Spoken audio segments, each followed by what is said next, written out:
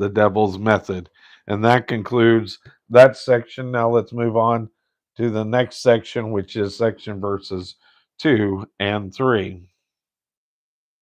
Now let's move on.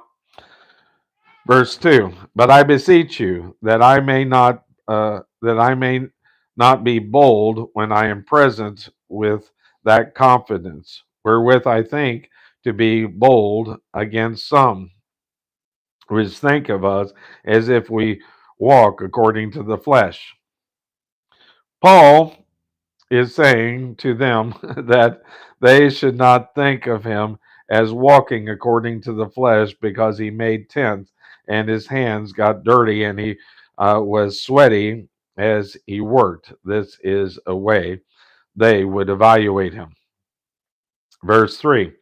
For though we walk in the flesh, we do not war after the flesh. The Greek word for flesh it is sarx, and it can be used in three different ways. It can speak of the body, the physical body that we have, the meat that is on the bones.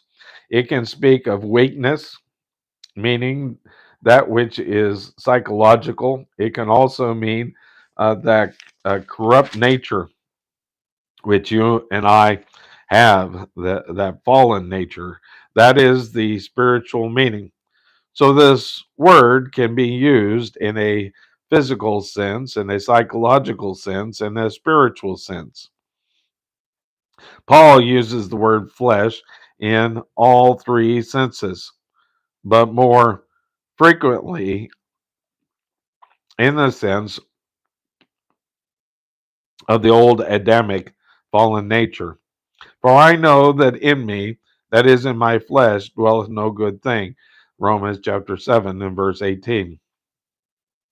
He is referring to the corrupt nature. He is using flesh in the spiritual sense. When he says, for though I walk in the flesh, we do not war after the flesh. He is using flesh in the psychological sense. Paul says that he walks in the flesh, which is weakness.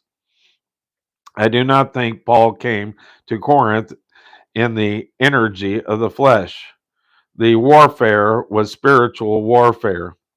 In this letter to the Ephesians, he wrote, in the letter to the Ephesians, he wrote, for we wrestle not against flesh and blood, but against principalities, against powers, against the rulers of the darkness of this world, against spiritual wickedness in high places. That's Ephesians chapter 6 and verse 12.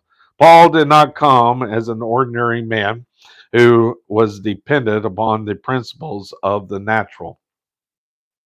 Paul didn't come to Corinth to put on a Madison Avenue campaign.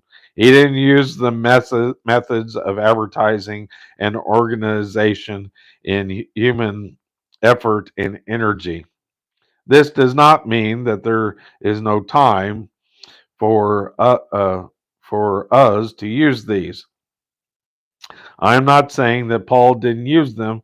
He was not one of the personality boys who used cleverness with many quotations and cliches and who soared the heights of beautiful language.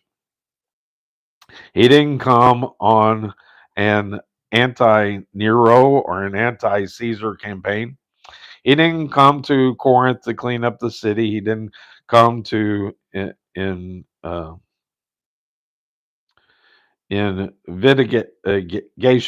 of invitation of the Christians to put on a campaign. Paul had written in 1 Corinthians chapter 2 and verse 2, for I determined not to know anything among you save Jesus Christ and him crucified.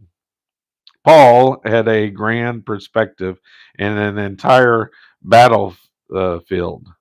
There was a heaven to gain and there was a hell to shun. He was in a warfare that was spiritual. and it required spiritual